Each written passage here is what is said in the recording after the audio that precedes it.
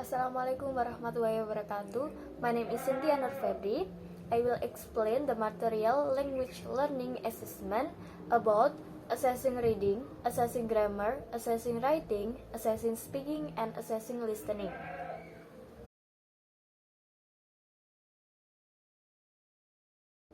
Okay, the first material is assessing reading. In assessing reading, I will explain about genre of reading and types of reading. In genre of reading, there are genre umum untuk penilaian kemampuan membaca, yaitu yang pertama ada academic reading, seperti general interest article, terus textbook, technical reports, textbook, and extra. And then job related reading, there are messages, letters, memo, and etc. And then personal reading, there are newspapers, letters, schedules, messages, and etc. The next is types of reading. In types of reading, there are 4 types, yaitu perceptive, selective, interactive, and extensive. Yang pertama, perceptive, yaitu melibatkan memperhatikan komponen bentangan wacana yang lebih besar. Yang kedua, yaitu selektif, di mana sebagian besar merupakan artefak format penilaian atau tugas khas tertentu yang digunakan. Selanjutnya yang ketiga, yaitu interaktif, di mana fokus untuk mengidentifikasi fitur-fitur yang relevan dalam teks yang cukup pendek dengan tujuan mempertahankan informasi yang diproses. And then number 4, extensive, yaitu bertujuan untuk memanfaatkan pemahaman global pelajar tentang sebuah teks. Okay, the second material is assessing grammar.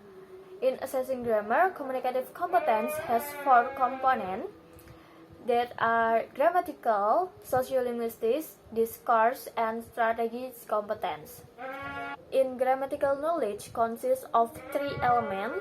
Number 1, grammatical form or the structure of a language. Number 2, the grammatical meaning of those forms. Number 3, their pragmatic meaning or use in a given context. Okay, the next about assessing grammar is designing assessment grammar. The first is designing assessment tasks, selected response. There are multiple choice tasks, discrimination tasks, and noticing tasks. And number 2, there are designing assessment tasks, limited production. There are gap filling tasks, short answer tasks, and dialogue completion tasks. And number 4, designing assessment tasks, extended production, 5-point scale for assessing synthetic knowledge from Bahman and Palmer 1996. And there are information gap tasks and role play or simulation tasks. Okay, the third material is assessing writing. The genre of writing language is academic writing, yaitu seperti jenis makalah, tesis, dan lain sebagainya, pokoknya berfokus pada akademik. Yang selanjutnya, yang kedua, yaitu job related writing, yaitu penulis yang berhubungan dengan pekerjaan, seperti pesan telepon, surat atau email, terus laporan proposal, atau laporan proyek, terus evaluasi pekerjaan, dan lain sebagainya. And then personal writing atau tulisan pribadi. Selanjutnya tentang writing assessing, yaitu types of writing performance. There are 4 categories of written performance that are imitative, intensive, responsive, and extensive. And the next 4th material is assessing speaking. There are micro and macro skills of speaking. Micro skills produce differences among English phonemes and allophonic variants, produce chunk of language of different length, produce English stress pattern, word in stressed and unstressed positions, rhythmic structure and intonation contours, and etc. And then macro skills.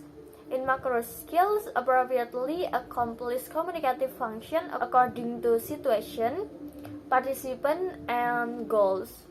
And then use appropriate styles, registers, implicative, redundancing, pragmatic, other convention, and etc. And the third, convey facial features, kinesics, body language, and other nonverbal cues along with verbal language. And then basic types of speaking in assessing speaking. Basic types of speaking. Number one, imitative, yaitu kemampuan untuk menirukan kembali sebuah kata atau frasa maupun sebuah kalimat. Yang kedua yaitu intensif, di mana memproduksi bentangan pendek bahasa lisan seperti hubungan frasa, leksikal, fonologi, gramatikal, dan lain sebagainya. And number three, there are responsive, yaitu mencakup interaksi dan pemahaman teks. And number four, there are interactive, yaitu kompleksitas interaksi yang terkadang mencakup banyak pertukaran dan atau banyak pelajar. And the last, number five, extensive, atau tugas produksi lisan yang luas seperti pidato, presentasi, bercerita, dan lain sebagainya.